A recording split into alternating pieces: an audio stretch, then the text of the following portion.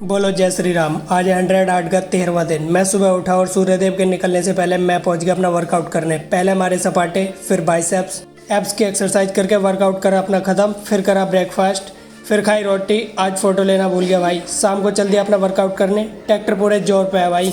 जाके करा वर्कआउट शुरू। पहले हमारे सपाटे, फिर हमारी डंड और फिर शोल्डर। 100 बैठक मार के अपना वर्कआउट करा ख़त्म।